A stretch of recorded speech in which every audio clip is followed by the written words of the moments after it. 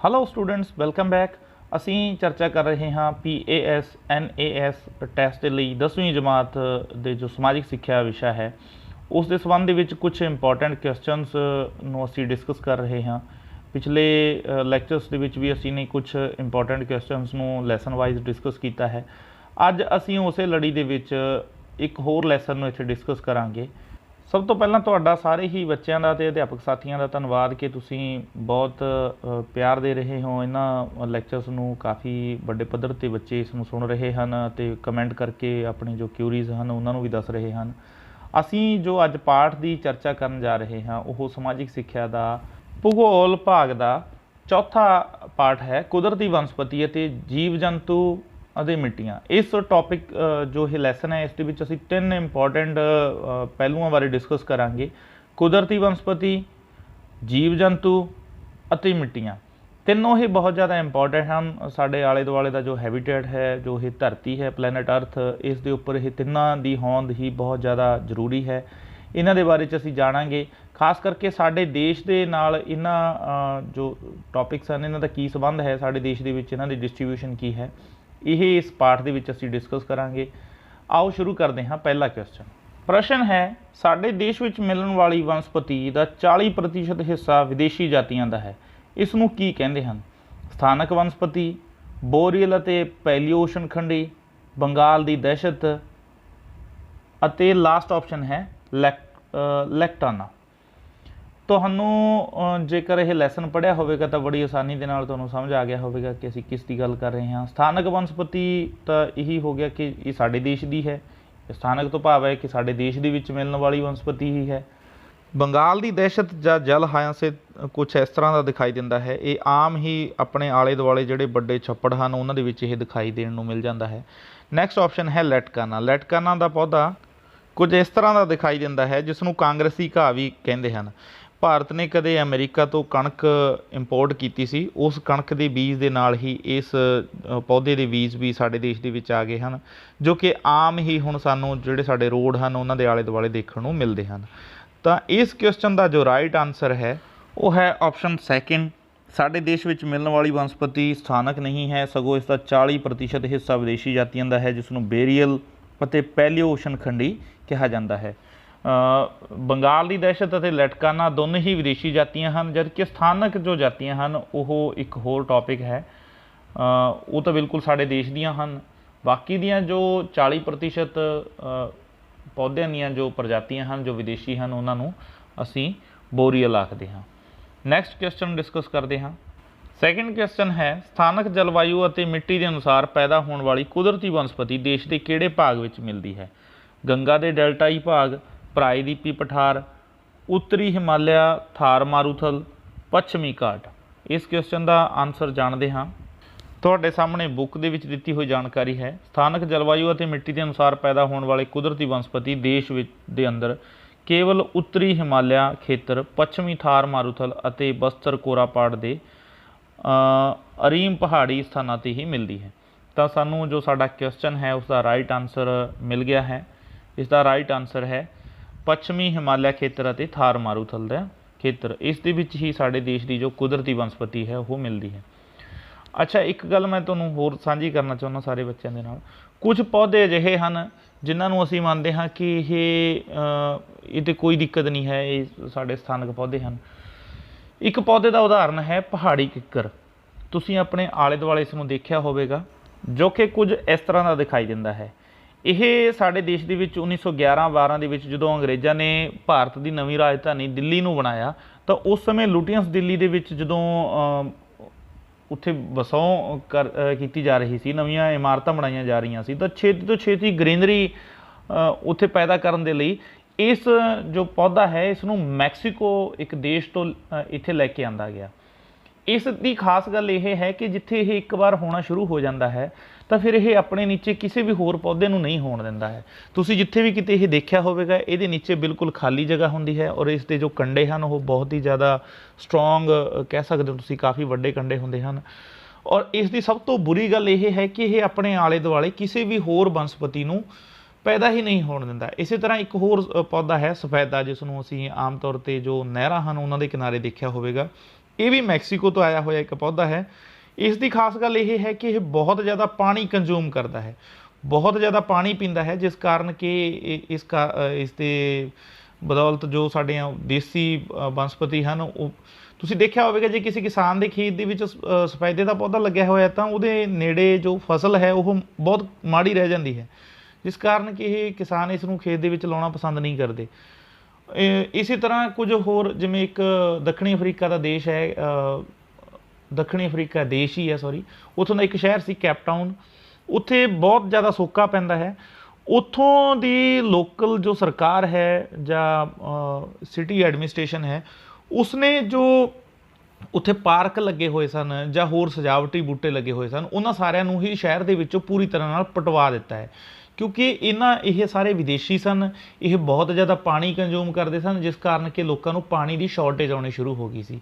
ਜਿਹੜਾ ਮੈਂ ਪਹਾੜੀ ਕਿੱਕਰ ਦਾ ਜ਼ਿਕਰ ਕੀਤਾ ਹੈ, ਇਹ ਦਿੱਲੀ ਦੇ ਵਿੱਚ ਬਹੁਤ ਜ਼ਿਆਦਾ ਵੱਡੀ ਸਮੱਸਿਆ ਬਣ ਕੇ ਉੱਭਰਿਆ। ਵੈਸੇ ਤਾਂ ਇਹ ਸਾਰੇ ਦੇਸ਼ ਦੇ ਵਿੱਚ ਹੀ ਬਹੁਤ ਵੱਡੀ ਸਮੱਸਿਆ ਹੈ, ਪਰ ਦਿੱਲੀ ਹਾਈ ਕੋਰਟ ਨੇ ਸਪੈਸ਼ਲ ਇਸ ਦੇ ਉੱਪਰ ਸਰਕਾਰ ਨੂੰ ਡਾਇਰੈਕਸ਼ਨਸ ਦਿੱਤੀਆਂ ਕਿ ਸਾਰੇ ਦਿੱਲੀ ਦੇ ਵਿੱਚੋਂ ਇਸ ਨੂੰ ਪੱਟ ਦਿੱਤਾ ਜਾਵੇ, ਕਿਉਂਕਿ ਇਸ ਦੇ ਜੋ ਮਾਰੂ ਪ੍ਰਭਾਵ ਹਨ ਉਹ ਜਿਹੜੀਆਂ ਸਥਾਨਕ ਜਾਤੀਆਂ ਹਨ ਉਹਨਾਂ ਦੇ ਉੱਪਰ ਬਹੁਤ ਜ਼ਿਆਦਾ ਪੈਂਦੇ ਹਨ। ਇਸ ਕਾਰਨ ਜੋ ਵਿਦੇਸ਼ੀ ਜਾਤੀਆਂ ਹਨ ਉਹ ਸਾਡੇ ਦੇਸ਼ ਦੇ ਜੋ ਸਥਾਨਕ ਪ੍ਰਜਾਤੀਆਂ ਹਨ ਉਹਨਾਂ ਨੂੰ ਹੋਣ ਨਹੀਂ ਦਿੰਦੀਆਂ, ਅਤੇ ਉਸ ਦਾ ਜੋ ਸਿੱਟਾ ਆਉਂਦਾ ਹੈ ਉਹ ਇਹ ਹੁੰਦਾ ਹੈ ਕਿ ਸਥਾਨਕ ਜਾਤੀਆਂ ਜੋ ਖਤਮ ਹੋ ਰਹੀਆਂ ਹਨ ਹੌਲੀ ਹੌਲੀ, ਕਿਉਂਕਿ ਸਥਾਨਕ ਜਾਤੀਆਂ ਦੇ ਵਿੱਚ ਇਹ ਗੁਣ ਹੁੰਦਾ ਹੈ ਕਿ ਕਿਸੇ ਜਗ੍ਹਾ ਦੀ ਜੋ ਕਲਾਈਮੇਟ ਹੈ, ਉੱਥੋਂ ਦੀ ਜਲਵਾਯੂ ਹੈ, ਉਸ ਦੇ ਆਧਾਰ 'ਤੇ ਹੀ ਉਹ ਪਾਣੀ ਲੈਂਦੇ ਹਨ, ਜਦਕਿ ਜੋ ਵਿਦੇਸ਼ੀ ਜਾਤੀਆਂ ਹਨ ਉਹ ਆਪਣੀ ਜ਼ਰੂਰਤ ਮੁਤਾਬਕ ਪਾਣੀ ਲੈਂਦੀਆਂ ਹਨ। ਇਹ ਇੱਕ ਵੱਡਾ ਜੋ ਕਹਿ ਸਕਦੇ ਹਾਂ ਇੱਕ ਵੱਡਾ ਇੰਪੋਰਟੈਂਟ ਫੈਕਟਰ ਹੈ, ਜਿਸ ਕਾਰਨ ਕਿ ਵਿਦੇਸ਼ੀ ਜੋ ਪ੍ਰਜਾਤੀਆਂ ਹਨ ਉਹਨਾਂ ਨੂੰ ਸਾਨੂੰ ਅਵੋਇਡ ਕਰਨਾ ਚਾਹੀਦਾ ਹੈ।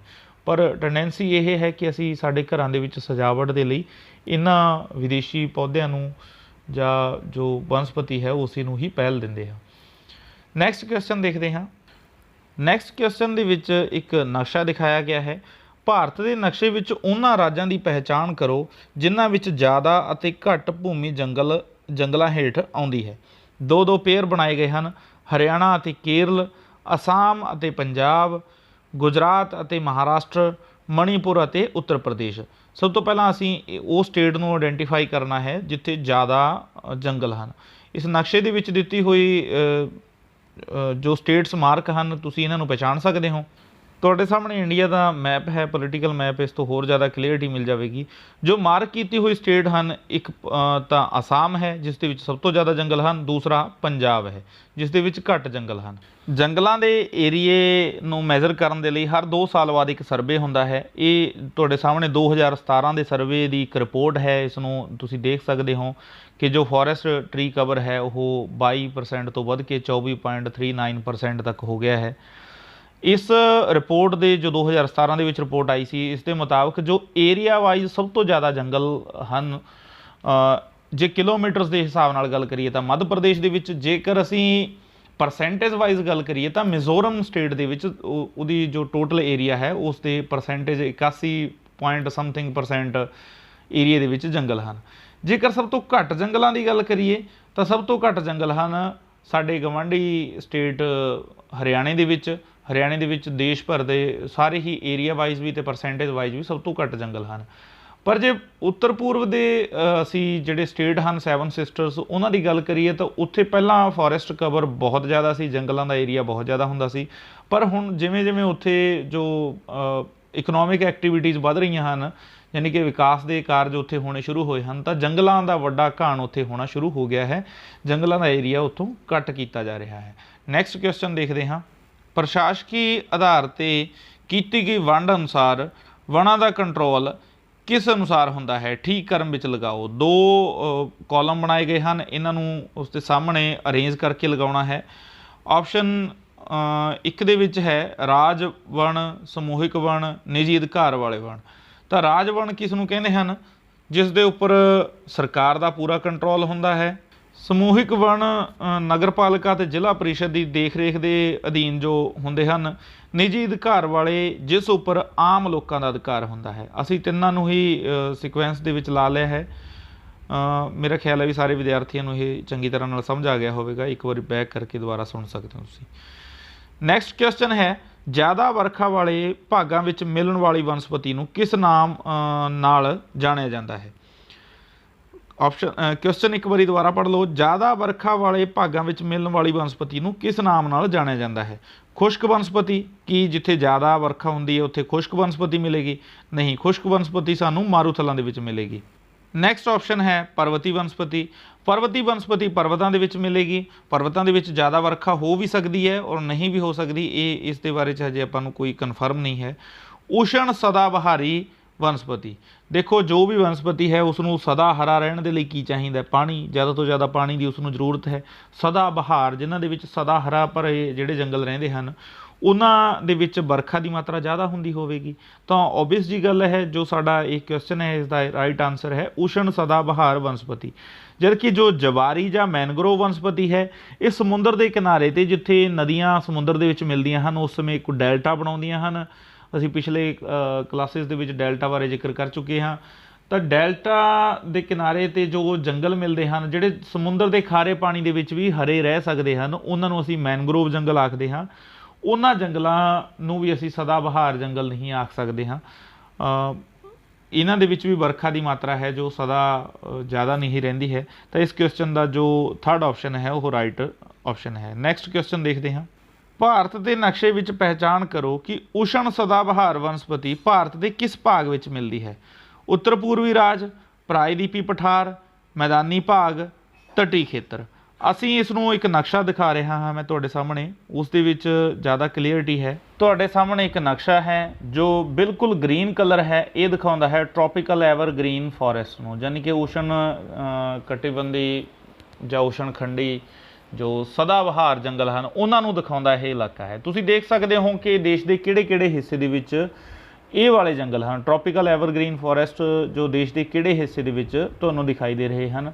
ਬੜੀ ਆਸਾਨੀ ਦੇ ਨਾਲ ਤੁਸੀਂ ਇਸ ਨੂੰ ਨਕਸ਼ੇ ਦੇ ਉੱਪਰ ਭਰ ਸਕਦੇ ਹੋ ਜਦੋਂ ਕਿ ਤੁਹਾਨੂੰ ਇਹ ਐਗਜ਼ਾਮ ਦੇ ਵਿੱਚ ਨਕਸ਼ਾ ਪੁੱਛਿਆ ਜਾਵੇ। ਤਾਂ ਇਸ ਕੁਐਸਚਨ ਦਾ ਜੋ ਰਾਈਟ ਆਨਸਰ ਹੈ, ਨਕਸ਼ਾ ਦੇਖ ਕੇ ਤੁਹਾਨੂੰ ਪਤਾ ਲੱਗ ਗਿਆ ਹੋਵੇਗਾ, ਦੇਸ਼ ਦੇ ਉੱਤਰ ਪੂਰਬੀ ਰਾਜ ਹਨ ਜੋ ਉਹਨਾਂ ਦੇ ਵਿੱਚ ਅਤੇ ਤੱਟ ਦੇ ਖੇਤਰਾਂ ਦੇ ਉੱਪਰ ਵੀ ਜੋ ਉਸ਼ਣ ਸਦਾ ਬਹਾਰ ਵਨਸਪਤੀ ਮਿਲਦੀ ਹੈ।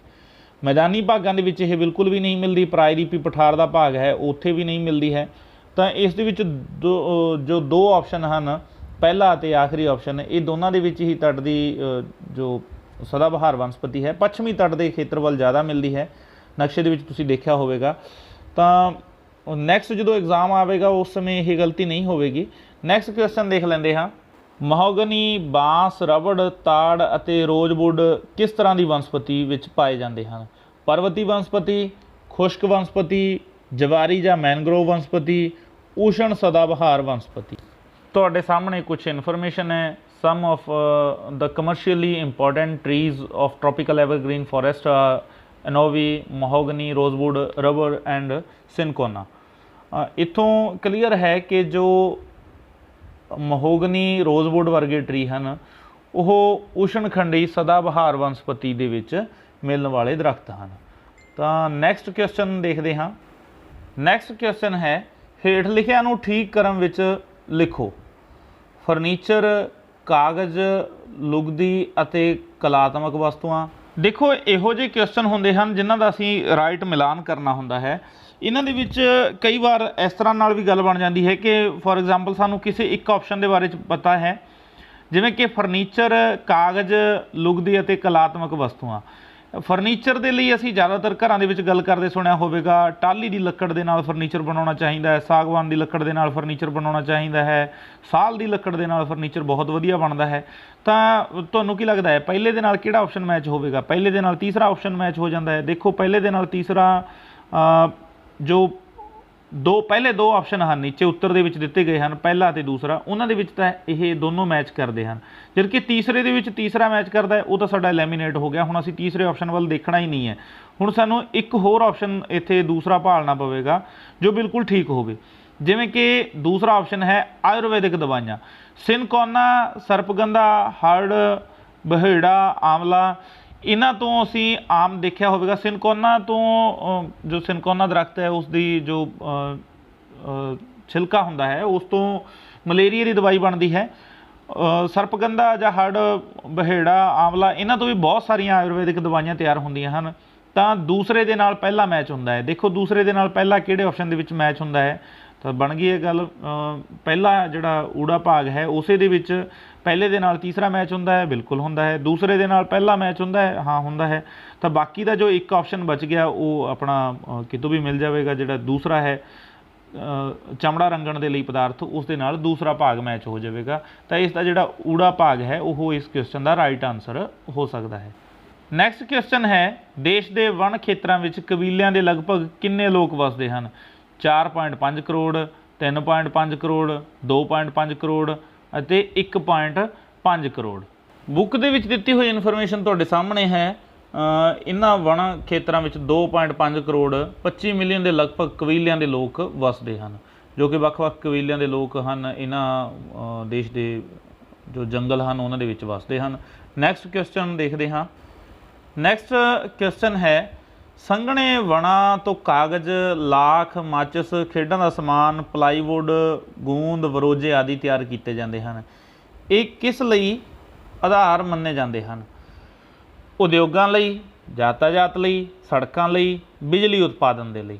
ਦੇਖੋ ਜੋ ਕਾਗਜ਼ ਹੈ, ਲਾਖ, ਮਾਚਿਸ, ਖੇਡਾਂ ਦਾ ਸਮਾਨ, ਪਲਾਈਵੁੱਡ, ਇਹਨਾਂ ਤੋਂ ਕੋਈ ਆਵਾਜਾਈ ਦੇ ਸਾਧਨ ਬਣਦੇ ਆ? ਨਹੀਂ। ਬਿਜਲੀ ਪੈਦਾ ਹੁੰਦੀ ਹੈ? ਨਹੀਂ। ਸੜਕਾਂ ਬਣਦੀਆਂ ਨੇ? ਨਹੀਂ। ਇਹ ਸਗੋਂ ਸਾਰੇ ਦੇ ਸਾਰੇ ਉਦਯੋਗ ਧੰਦਿਆਂ ਦੇ ਵਿੱਚ ਇਹਨਾਂ ਦੇ ਵੱਖ-ਵੱਖ ਗਤੀਵਿਧੀਆਂ ਦੇ ਰਾਹੀਂ ਪੈਦਾਵਾਰ ਕੀਤੀ ਜਾਂਦੀ ਹੈ। ਤਾਂ ਇਸ ਕੁਐਸਚਨ ਦਾ ਵੀ ਜੋ ਰਾਈਟ ਆਨਸਰ ਹੈ ਉਹ ਤੁਹਾਨੂੰ ਮਿਲ ਗਿਆ ਹੋਵੇਗਾ। ਉਦਯੋਗ ਧੰਦਿਆਂ ਦੇ ਲਈ ਹੀ ਇਹਨਾਂ ਵੱਖ-ਵੱਖ ਜੋ ਪ੍ਰੋਡਕਟਸ ਹਨ ਜੰਗਲਾਂ ਦੇ ਵਿੱਚੋਂ ਪੈਦਾ ਹੋਣ ਵਾਲੇ, ਉਹਨਾਂ ਦੀ ਵਰਤੋਂ ਕੀਤੀ ਜਾਂਦੀ ਹੈ। ਇਸ ਤੋਂ ਇਲਾਵਾ ਕੁਝ ਹੋਰ ਇੰਪੋਰਟੈਂਟ ਫੈਕਟਸ ਹਨ ਜੋ ਇਸ ਲੈਸਨ ਦੇ ਵਿੱਚ ਡਿਸਕਸ ਕਰਨਯੋਗ ਹਨ। ਸਭ ਤੋਂ ਪਹਿਲਾਂ ਹੈ ਏਸ਼ੀਅਨ ਸ਼ੇਰ। ਏਸ਼ੀਅਨ ਸ਼ੇਰ ਜੋ ਕਿ ਗੁਜਰਾਤ ਦੇ ਗੀਰ ਜੰਗਲਾਂ ਦੇ ਵਿੱਚ ਮਿਲਦਾ ਹੈ, ਜਿਸ ਦਾ ਕੁਦਰਤੀ ਵਾਸ ਲਗਭਗ ਸਾਰੇ ਹੀ ਏਸ਼ੀਆ ਮਹਾਦੀਪ ਦੇ ਵਿੱਚ ਕਦੇ ਹੁੰਦਾ ਸੀ, ਪਰ ਅੱਜ ਕੱਲ੍ਹ ਇਸ ਦਾ ਵਾਸ, ਕੁਦਰਤੀ ਵਾਸ ਇੰਨਾ ਜ਼ਿਆਦਾ ਘੱਟ ਜਗ੍ਹਾ 'ਤੇ ਰਹਿ ਗਿਆ ਹੈ ਕਿ ਇਹ ਸਿਰਫ ਗੁਜਰਾਤ ਦੇ ਕੁਝ ਇਲਾਕਿਆਂ ਦੇ ਵਿੱਚ ਹੀ ਸੀਮਿਤ ਰਹਿ ਗਿਆ ਹੈ। ਇਹ ਜੋ ਸ਼ੇਰ ਹਨ, ਦੋ ਹੀ ਤਰ੍ਹਾਂ ਦੇ ਸ਼ੇਰ ਹੁੰਦੇ ਹਨ, ਇੱਕ ਏਸ਼ੀਅਨ ਅਤੇ ਇੱਕ ਅਫਰੀਕਨ। ਏਸ਼ੀਅਨ ਸ਼ੇਰ ਸਿਰਫ ਭਾਰਤ ਦੇ ਵਿੱਚ ਹੀ ਮਿਲਦੇ ਹਨ, ਗੁਜਰਾਤ ਰਾਜ ਦੇ ਵਿੱਚ, ਜਦ ਕਿ ਅਫਰੀਕਨ ਸ਼ੇਰਾਂ ਦੀ ਗਿਣਤੀ ਅਫਰੀਕਾ ਦੇ ਵੱਖ-ਵੱਖ ਦੇਸ਼ਾਂ ਦੇ ਵਿੱਚ ਕਾਫੀ ਜ਼ਿਆਦਾ ਦੇਖਣ ਨੂੰ ਮਿਲਦੀ ਹੈ। ਨੈਕਸਟ ਇੱਕ ਫੈਕਟ ਹੈ, ਇੱਕ ਸਿੰਗ ਵਾਲਾ ਗੈਂਡਾ। ਇੱਕ ਸਿੰਗ ਵਾਲਾ ਗੈਂਡਾ ਅਸਾਮ ਅਤੇ ਪੱਛਮੀ ਬੰਗਾਲ ਦੇ ਰਾਜਾਂ ਵਿੱਚ ਮਿਲਦਾ ਹੈ। ਇਹ ਵੀ ਏਸ਼ੀਆ ਦੇ ਕਾਫੀ ਵੱਡੇ ਖੇਤਰ ਦੇ ਵਿੱਚ ਪਹਿਲਾਂ ਕਦੇ ਮਿਲਦਾ ਸੀ, ਪਰ ਹੁਣ ਅੱਜ ਕੱਲ੍ਹ ਅਸਾਮ ਦੇ ਦਲਦਲੀ ਇਲਾਕੇ ਦੇ ਤੱਕ ਹੀ ਇਸ ਦੀ ਗਿਣਤੀ ਸਿਮਟ ਕੇ ਰਹਿ ਗਈ ਹੈ। ਇਸ ਨੂੰ ਕੰਜ਼ਰਵ ਕਰਨ ਦੇ ਲਈ ਭਾਰਤ ਸਰਕਾਰ ਦੁਆਰਾ ਕਈ ਸਾਰੇ ਪ੍ਰੋਜੈਕਟ ਚਲਾਏ ਜਾ ਰਹੇ ਹਨ ਅਤੇ ਅਸਾਮ ਦੇ ਵਿੱਚ ਇੱਕ ਕਾਂਜੀਰੰਗਾ ਨੈਸ਼ਨਲ ਪਾਰਕ ਹੈ ਜੋ ਇੱਕ ਸਿੰਗ ਵਾਲੇ ਗੈਂਡੇ ਦੇ ਲਈ ਕਾਫੀ ਜ਼ਿਆਦਾ ਪ੍ਰਸਿੱਧ ਹੈ। ਨੈਕਸਟ ਹੈ ਬੰਗਾਲ ਟਾਈਗਰ। ਬੰਗਾਲ ਟਾਈਗਰ ਦੇ ਬਾਰੇ 'ਚ ਅਸੀਂ ਪਿਛਲੇ ਕਈ ਲੈਸਨਸ ਦੇ ਵਿੱਚ ਡਿਸਕਸ ਕਰ ਚੁੱਕੇ ਹਾਂ। ਬਹੁਤ ਸਾਰੇ ਬੱਚੇ ਜਾਣਦੇ ਹਨ ਕਿ ਕਮੈਂਟ ਕਰਕੇ ਵੀ ਉਹਨਾਂ ਨੇ ਦੱਸਿਆ ਸੀ, ਬਹੁਤ ਵਧੀਆ ਹੈ, ਸ਼ਾਬਾਸ਼, ਕਿ ਇਹ ਸਾਡੇ ਦੇਸ਼ ਦਾ ਰਾਸ਼ਟਰੀ ਐਨੀਮਲ ਹੈ, ਨੈਸ਼ਨਲ ਐਨੀਮਲ। ਸੁੰਦਰਬਨ ਡੈਲਟਾ ਜੋ ਬੰਗਾਲ ਦੇ ਵਿੱਚ ਮਿਲਦਾ ਹੈ, ਪੱਛਮੀ ਬੰਗਾਲ ਦਾ ਅਤੇ ਬੰਗਲਾਦੇਸ਼ ਤੱਕ ਫੈਲਿਆ ਹੋਇਆ ਇਹ ਡੈਲਟਾ ਹੈ, ਉੱਥੇ ਰਾਇਲ ਬੰਗਾਲ ਟਾਈਗਰ ਮਿਲਦਾ ਹੈ। ਇਸ ਤੋਂ ਇਲਾਵਾ ਦੇਸ਼ ਦਾ ਪਹਿਲਾ ਜੀਵ ਰਾਖਵਾਂ ਖੇਤਰ ਹੈ ਜੋ, ਹੁਣ ਜੀਵ ਰਾਖਵਾਂ ਖੇਤਰ ਕੀ ਹੁੰਦਾ ਹੈ? ਜੀਵ ਰਾਖਵਾਂ ਖੇਤਰ, ਜਿਸ ਨੂੰ ਬਾਇਓਸਫੀਅਰ ਰਿਜ਼ਰਵ ਆਖਦੇ ਹਨ, ਇੱਕ ਅਜਿਹਾ ਖੇਤਰ ਹੁੰਦਾ ਹੈ ਜਿਸ ਦੇ ਵਿੱਚ ਜੋ ਵੀ ਵਨਸਪਤੀ ਹੈ, ਜਿਸ ਤਰ੍ਹਾਂ ਵੀ ਉਹ ਹੈ ਉਸੇ ਤਰ੍ਹਾਂ ਨਾਲ ਉਸ ਨੂੰ ਰਹਿਣ ਦਿਓ, ਉਸ ਨਾਲ ਕੋਈ ਵੀ ਛੇੜਛਾੜ ਕਿਸੇ ਵੀ ਤਰੀਕੇ ਦੀ ਉੱਥੇ ਅਲਾਉ ਨਹੀਂ ਹੁੰਦੀ। ਉਸ ਦੇ ਨਾਲ ਨਾਲ ਜੋ ਉੱਥੇ ਮਨੁੱਖੀ ਜਾਤੀਆਂ ਰਹਿੰਦੀਆਂ ਹਨ ਉਹ ਵੀ ਉੱਥੇ ਰਹਿ ਸਕਦੀਆਂ ਹਨ, ਉਹਨਾਂ ਦੇ ਲਈ ਵੀ ਕੋਈ ਬੰਦਿਸ਼ ਨਹੀਂ ਹੈ, ਪਰ ਉਹ ਆਪਣੇ ਕੁਦਰਤੀ ਆਵਾਸ ਦੇ ਵਿੱਚ, ਕੁਦਰਤੀ ਨੈਚੁਰਲ ਹੈਬੀਟੇਟ ਦੇ ਵਿੱਚ ਜਿਵੇਂ ਵੀ ਕੋਈ ਪ੍ਰਜਾਤੀ, ਚਾਹੇ ਉਹ ਪੇੜ ਪੌਦਿਆਂ ਦੀ ਹੈ, ਜੀਵ ਜੰਤੂਆਂ ਦੀ ਹੈ, ਉਹ ਰਹਿਣਾ ਚਾਹੁੰਦੀ ਹੈ ਤਾਂ ਉਹ ਉਸ ਦੇ ਲਈ ਇਹ ਬਣਾਇਆ ਜਾਂਦਾ ਹੈ। ਯਾਨੀ ਕਿ ਇਸ ਦੇ ਵਿੱਚ ਕਿਸੇ ਵੀ ਤਰੀਕੇ ਦੀ ਹੋਰ ਕੋਈ ਆਵਾਜਾਈ ਜਾਂ ਕੋਈ ਵੀ ਰੋਕ ਟੋਕ ਇਸ ਇਲਾਕੇ ਦੇ ਵਿੱਚ ਨਹੀਂ ਹੁੰਦੀ ਹੈ। ਨੈਕਸਟ ਪੁਆਇੰਟ ਡਿਸਕਸ ਕਰਦੇ ਹਾਂ ਜੋ ਕਿ ਮਿੱਟੀਆਂ ਨੂੰ ਲੈ ਕੇ ਹੈ। 1953 ਵਿੱਚ ਭਾਰਤੀ ਖੇਤੀਬਾੜੀ ਖੋਜ ਸੰਸਥਾ ਦੁਆਰਾ ਮਿੱਟੀਆਂ ਨੂੰ ਉਹਨਾਂ ਦੇ ਗੁਣਾਂ ਦੇ ਆਧਾਰ 'ਤੇ ਦੇਸ਼ ਵਿੱਚ 8 ਤਰ੍ਹਾਂ ਦੀ ਮਿੱਟੀਆਂ ਦੀ ਵੰਡ ਕੀਤੀ ਗਈ ਹੈ, ਜਿਸ ਦੇ ਵਿੱਚ ਹਨ ਜਲੋੜੀ ਮਿੱਟੀ, ਕਾਲੀ ਮਿੱਟੀ, ਲਾਲ ਮਿੱਟੀ, ਲੈਟਰਾਈਟ ਮਿੱਟੀ, ਮਾਰੂਥਲੀ ਮਿੱਟੀ, ਖਾਰੀ ਅਤੇ ਤੇਜ਼ਾਬੀ ਮਿੱਟੀ, ਪੀਟ ਮਿੱਟੀ ਅਤੇ ਦਲਦਲੀ ਮਿੱਟੀ, ਪਹਾੜੀ ਅਤੇ ਜੰਗਲੀ ਮਿੱਟੀ। ਇਹ ਮਿੱਟੀਆਂ ਸਾਡੇ ਦੇਸ਼ ਦੇ ਵੱਖ-ਵੱਖ ਹਿੱਸਿਆਂ ਦੇ ਵਿੱਚ ਮਿਲਦੀਆਂ ਹਨ। ਸਭ ਤੋਂ ਜ਼ਿਆਦਾ ਖੇਤਰਫਲ ਦੇ ਉੱਪਰ ਫੈਲੀ ਹੋਈ ਹੈ ਜਲੋੜੀ ਮਿੱਟੀ, ਦੈਨ ਕਾਲੀ ਮਿੱਟੀ, ਉਸ ਤੋਂ ਬਾਅਦ ਲਾਲ ਮਿੱਟੀ, ਫਿਰ ਲੈਟਰਾਈਟ ਮਿੱਟੀ, ਮਾਰੂਥਲੀ ਮਿੱਟੀ ਵੀ ਸਾਡੇ ਦੇਸ਼ ਦੇ ਵਿੱਚ ਕਾਫੀ ਵੱਡੇ ਏਰੀਏ ਦੇ ਵਿੱਚ ਮਿਲਦੀ ਹੈ। ਕੀ ਕੋਈ ਬੱਚਾ ਕਮੈਂਟ ਬਾਕਸ ਦੇ ਵਿੱਚ ਦੱਸ ਸਕਦਾ ਹੈ ਕਿ ਸਾਡੇ ਦੇਸ਼ ਦੇ ਵਿੱਚ ਜੋ ਮਾਰੂਥਲ ਹੈ ਉਸ ਨੂੰ ਕੀ ਆਖਦੇ ਹਨ? ਰਾਜਸਥਾਨ ਦੇ ਵਿੱਚ ਹੈ। ਰਾਜਸਥਾਨ ਅਤੇ ਗੁਜਰਾਤ ਦੇ ਬਾਰਡਰ ਦੇ ਵਿੱਚ ਇਸ ਦਾ ਅੱਧਾ ਭਾਗ ਪਾਕਿਸਤਾਨ ਦੇ ਵੱਲ ਵੀ ਹੈ। ਕੀ ਕੋਈ ਬੱਚਾ ਕਮੈਂਟ ਕਰਕੇ ਦੱਸ ਸਕਦਾ ਹੈ ਕਿ ਇਸ ਮਾਰੂਥਲ ਦਾ ਕੀ ਨਾਮ ਹੈ? ਦੇਖਦੇ ਹਾਂ ਤੁਹਾਡੀ ਨੌਲੇਜ ਕਿੰਨੀ ਕੁ ਜ਼ਿਆਦਾ ਅਪਡੇਟ ਹੈ। ਖਾਰੀ, ਤੇਜ਼ਾਬੀ, ਪੀਟ ਅਤੇ ਪਹਾੜੀ, ਇਹ ਮਿੱਟੀਆਂ ਬਹੁਤ ਥੋੜ੍ਹੇ ਏਰੀਏ ਦੇ ਵਿੱਚ ਹਨ। ਪਹਾੜੀ ਮਿੱਟੀ ਅਤੇ ਜੰਗਲੀ ਮਿੱਟੀ ਤਾਂ ਫਿਰ ਵੀ ਕਾਫੀ ਵੱਡੇ ਏਰੀਏ ਦੇ ਵਿੱਚ ਹੈ। ਪੀਟ ਮਿੱਟੀ ਅਤੇ ਖਾਰੀ ਅਤੇ ਤੇਜ਼ਾਬੀ ਮਿੱਟੀ ਦੇਸ਼ ਦੇ ਕਾਫੀ ਘੱਟ ਹਿੱਸੇ ਦੇ ਵਿੱਚ ਹੈ। ਇਸ ਨੂੰ ਹੁਣ ਵਾਹੀਯੋਗ ਬਣਾ ਲਿਆ ਗਿਆ ਹੈ। ਜੋ ਜਲੋੜੀ ਮਿੱਟੀ ਹੈ, ਤੁਹਾਨੂੰ ਪਤਾ ਹੋਵੇਗਾ ਕਿ ਜਲੋੜੀ ਮਿੱਟੀ ਕਿਸ ਤਰ੍ਹਾਂ ਬਣਦੀ ਹੈ। ਜਲੋੜੀ ਮਿੱਟੀ ਬਣਦੀ ਹੈ ਨਦੀਆਂ ਦੁਆਰਾ ਲਗਾਤਾਰ ਵਹਾ ਕੇ ਲਿਆਂਦੀ ਗਈ ਮਿੱਟੀ ਦੇ ਜਮ੍ਹਾਂ ਹੋਣ ਕਾਰਨ। ਇਸ ਨੂੰ ਅੱਗੇ ਦੋ ਸਬ ਪਾਰਟ ਦੇ ਵਿੱਚ ਡਿਵਾਈਡ ਕੀਤਾ ਗਿਆ ਹੈ, ਖਾਡਰ ਅਤੇ ਬਾਂਗਰ ਦੇ ਮੈਦਾਨ, ਜਿਸ ਨੂੰ ਅਸੀਂ ਪਿਛਲੇ ਲੈਸਨਸ ਦੇ ਵਿੱਚ ਡਿਸਕਸ ਕਰ ਚੁੱਕੇ ਹਾਂ। ਉੱਥੇ ਜਾ ਕੇ ਤੁਸੀਂ ਚੈੱਕ ਕਰ ਸਕਦੇ ਹੋ। ਇਸ ਤੋਂ ਨੈਕਸਟ ਪੁਆਇੰਟ ਹੈ ਕਾਲੀ ਮਿੱਟੀ। ਕਾਲੀ ਮਿੱਟੀ ਜੋ ਅਗਨੀ ਚਟਾਨਾਂ ਦੇ ਟੁੱਟ ਕੇ ਉਹਨਾਂ ਦਾ ਚੂਰਾ ਬਣਨ ਤੋਂ ਬਣਦੀ ਹੈ, ਇਸ ਨੂੰ ਰੇਗੁਰ ਵੀ ਕਿਹਾ ਜਾਂਦਾ ਹੈ। ਕਾਲੀ ਮਿੱਟੀ ਦਾ ਵਿਸਥਾਰ ਹੈ ਜੋ ਦੱਖਣੀ ਭਾਰਤ ਦੇ ਵਿੱਚ ਕਾਫੀ ਜ਼ਿਆਦਾ ਹੈ, ਜਿਸ ਦੇ ਵਿੱਚ ਗੁਜਰਾਤ, ਮਹਾਰਾਸ਼ਟਰ, ਮੱਧ ਪ੍ਰਦੇਸ਼ ਵਰਗੇ ਰਾਜ ਇਸ ਦੇ ਵਿੱਚ ਸ਼ਾਮਲ ਹਨ। ਇਸ ਖੇਤਰ ਦੇ ਵਿੱਚ ਨਕਸ਼ਾ ਵੀ ਮੈਂ ਇੱਥੇ ਸ਼ੇਅਰ ਕਰ ਦੂੰਗਾ, ਉੱਥੋਂ ਵੀ ਤੁਸੀਂ ਕਾਫੀ ਕਲੀਅਰ ਹੋ ਜਾਓਗੇ।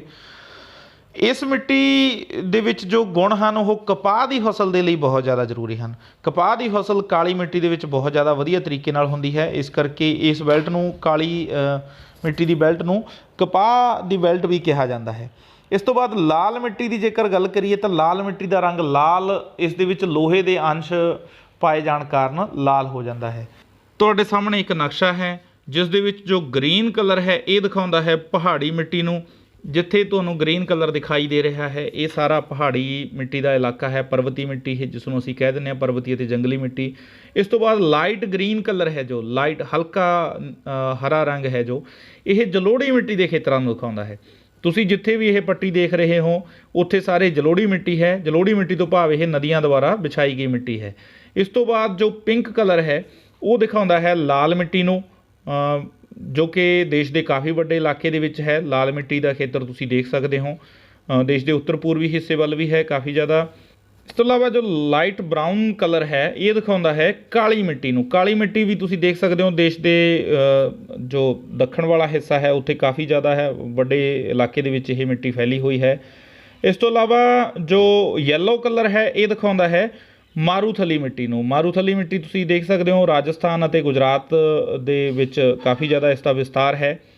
ਇਸ ਤੋਂ ਇਲਾਵਾ ਇੱਕ ਮਿੱਟੀ ਹੋਰ ਰਹਿ ਗਈ ਹੈ ਲੈਟਰਾਈਟ ਮਿੱਟੀ, ਜਿਸ ਨੂੰ ਲਾਈਟ ਔਰੇਂਜ ਕਲਰ ਦੇ ਵਿੱਚ ਦਿਖਾਇਆ ਗਿਆ ਹੈ, ਮਾਰਕ ਵੀ ਕਰ ਦਿੱਤਾ ਗਿਆ ਹੈ। ਇਸ ਤੋਂ ਇਲਾਵਾ ਜੋ ਬਾਕੀ ਦੀਆਂ ਹੋਰ ਮਿੱਟੀਆਂ ਹਨ ਉਹਨਾਂ ਦਾ ਖੇਤਰ ਕੋਈ ਇੰਨਾ ਜ਼ਿਆਦਾ ਵੱਡਾ ਨਹੀਂ ਹੈ ਕਿ ਨਕਸ਼ੇ ਦੇ ਉੱਪਰ ਉਸ ਨੂੰ ਦਿਖਾਇਆ ਜਾ ਸਕੇ। ਉਹ ਬਹੁਤ ਥੋੜ੍ਹੇ ਇਲਾਕੇ ਦੇ ਵਿੱਚ, ਖਾਸ ਕਰਕੇ ਜਿਵੇਂ ਦਲਦਲੀ ਇਲਾਕਾ ਹੈ, ਉਹ ਨਦੀਆਂ ਦਾ ਜਿੱਥੇ ਪਾਣੀ ਜਮ੍ਹਾਂ ਹੋ ਜਾਂਦਾ ਜਾਂ ਡੈਲਟਾ ਉੱਥੇ ਬਣਦਾ ਹੈ। ਇਸੇ ਤਰ੍ਹਾਂ ਤੇਜ਼ਾਬੀ ਮਿੱਟੀ ਹੈ ਜੋ ਉਹ ਵੱਡੇ ਇੰਡਸਟਰੀਅਲ ਏਰੀਆ ਦੇ ਕੋਲੇ ਹੁੰਦੀ ਹੈ, ਉਸ ਨੂੰ ਹੁਣ ਵਾਹੀਯੋਗ ਬਣਾ ਲਿਆ ਗਿਆ ਹੈ। ਲਾਸਟ ਵੀਡੀਓ ਦੇ ਵਿੱਚ ਮੈਂ ਇੱਕ ਕੁਐਸਚਨ ਪੁੱਛਿਆ ਸੀ ਕਿ ਭਾਰਤ ਦੇ ਵਿੱਚ ਸਭ ਤੋਂ ਜ਼ਿਆਦਾ ਵਰਖਾ ਕਿੱਥੇ ਹੁੰਦੀ ਹੈ, ਤਾਂ ਮੌਸਿਨ ਰਾਮ ਇੱਕ ਪਿੰਡ ਹੈ ਜੋ ਈਸਟ ਖਾਸੀ ਡਿਸਟ੍ਰਿਕਟ ਹੈ ਮੇਘਾਲਿਆ ਸਟੇਟ ਦੇ ਵਿੱਚ। ਉੱਥੇ ਨਾ ਸਿਰਫ ਭਾਰਤ ਬਲਕਿ ਦੁਨੀਆ ਦੀ ਸਭ ਤੋਂ ਜ਼ਿਆਦਾ ਵਰਖਾ ਹੁੰਦੀ ਹੈ। ਇਹ ਪਿੰਡ ਇੱਕ ਟੂਰਿਸਟ ਪਲੇਸ ਵਜੋਂ ਜਾਣਿਆ ਜਾਂਦਾ ਹੈ।